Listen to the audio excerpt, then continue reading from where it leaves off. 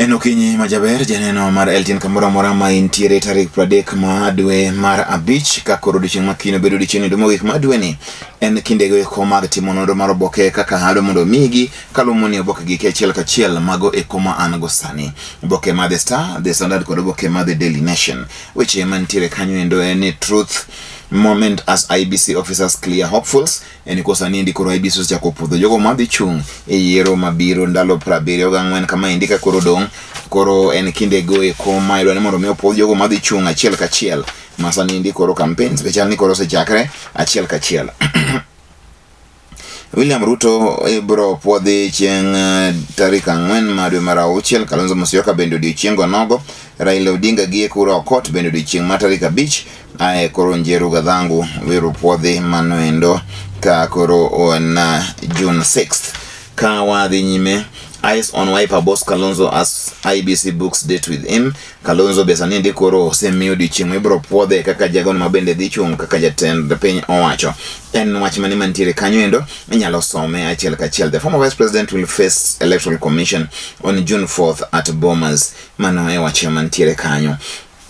Ruto criticizes Raila pledges, says Azimio flag bearer stuck in the past. Ruto kweni korosa ni Raila en ngano endo ma otamre uke kindego eko machon. En ngano endo waloso mnegi eko machon. Magisani gik manyien okonyal timo kata dichiel. Ka awacho ka endi itoboke ni mara 11. Watchman tika Indian total wealth of banks in Kenya hits 6 trillion in 2021. CBK reports. Any bengi mane piny Kenya ka indi nigi mondo madirom 6 trillion. Mano pesa mang'eny molo kata pesa ma Kenya uona nyalo bedo ni solo kaka usuru. Mano en wach malich ahinya. Last year the sector recorded a combined gross profit of 197 billion. Mano e wache mantiere kanyo. Eseche makoro ang'iyo kendo wadhi nyime ka ang'iyo kaendi matang' medi eweche mapa josomo kod jondiko bende nitiere kanyo.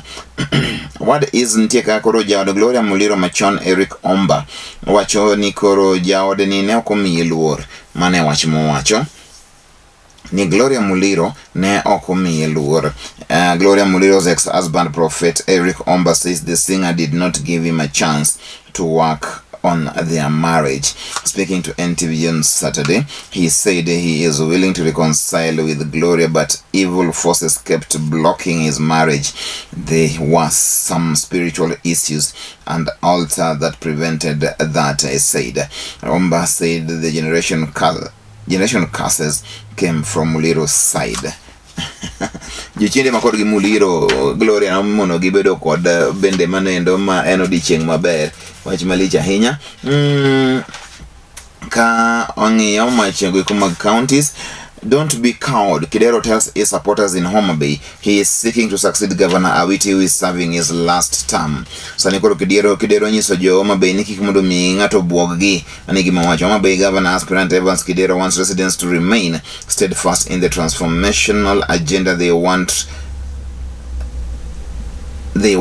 realized after August 9th general election. Kidero called on his supporters not to be intimidated by people he say will not be declared the winners even if majority of residents vote for him as Homa Bay County. Ano e wach mantiere kanyo endo. Kidero podora moni entiere eng'wech manendo mar Homa Bay. We will be back. Mane wach makoro Klopp ne onyiso jite ni waduogo Istanbul. Liverpool should have got more from Saturday's final, says Klopp. Adieri nyolowa wayien nyolowa lakini ka awuoro the best team lost. Obed ni enang'o tugo no te Liverpool ne the best team in the game, but tejo na dhula ka indi ok the best team emaloyo en the ng'ama ogogonde. Adieri goal achiel naendo nyosing kwanye gin only 2 shots on target against 9 mag Liverpool. To mari gino endo nye otiyo. Ikaka samoro piny betga wane wase ye we've moved on. Congratulations Real Madrid. We meet next time again in Istanbul. God willing, mano endo higa manyien. IBC systems failure jolts aspirants vetting. Sani koro masinde mag IBC osechako kelo wigi. Mabene koro makoro ne puodho en ginendo makoro kelo wich bar mang'eny ahinya. Lengthy hours witnessed across the country as technical delays mass start of clearance of aspirants by the Electoral Commission, prompting fears that the crucial exercise could spill past the gazetted June 7th deadline. 2 presidential aspirants sent away for failure to meet requirements. Mana wachman tiere kanyo nikoro kaka nyocha chaka wachendo mar puodho ji sani koro jo IBC masinde gi moko cha Okelo wigi wach mapeka hinya. Ruto to keep off Karen office as campaign hots up. Ruto sani koro golo campaigns ge mago e ko Karen otera chiel ka chiel nyaka headquarters mag UDA. Top gamblers will it work this time? They shelved their political ambitions to support Raila Odinga or William Ruto on the promise of palm government jobs and invested their valuable time and resources in the campaigns. Now they are keeping their fingers crossed. On August 9th, will it be a big win or a costly loss? Maindia no Cliffo Paranya, Rigathi Gachagua, Sabina Chege, Hassan Joho, Musalia Mudavadi. Maneka Kasesa Bedega. Polls team reject 2 as a vetting of State House aspirants begin. Maneka Rosa Niendi, Sechak Chando Jikonegi Kocha. Kaponon Tigigo Mauki meet for the IBC to Koro Oka Mi Manuendo Ma and Porth. Kanu is in Azimio to stay and backs flag bearer. Nick Salat Wachuni Kanu Ntire Azimio Kendo Gesiro Raila Odinga. Raila promises to improve Western region's economy. Man Raila Ogosanigo Singoni Okelo Lokurok Manuendo Uchumi Magwende Gweko Maga Masawa Makenya. Can Deputy President serve as CS? Lawyers weigh in on Raila's lineup. Legal minds differ on legality of Raila's plan to assign Karua justice docket. Article 147 of the Constitution bars DP from holding any other state or public office. En wach makoro bro wene lawyers jomonge okinde makoro nyalo wacho nendo achiel kachiel. Why high stakes battle for region is Karua versus Gachagua affair? Nyalo somo Oboke ni mara par yoro konsani koro ntiere kind Martha kod Gachagua e gwenge mag Mount Kenya. Pajosomo video ndiko nakani kaindi. Neno mar LTN. Tanga med kanyo ndo onge. En mane wangene weche mag tuke kaindi achiel kachiel. Wach medung mantiere kaindi and Madrid have done real remarkable things. Mane wach mantiere Real Madrid, kudos, congratulations.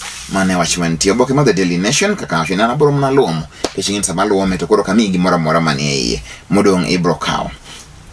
Money, food, peace. What this elections is about. Sani koro weche ko magomenda, weche mag chiemo kanyakla gi kwe. Mane gima sani koro ingi ahinya e yiero mawadhi eniendi.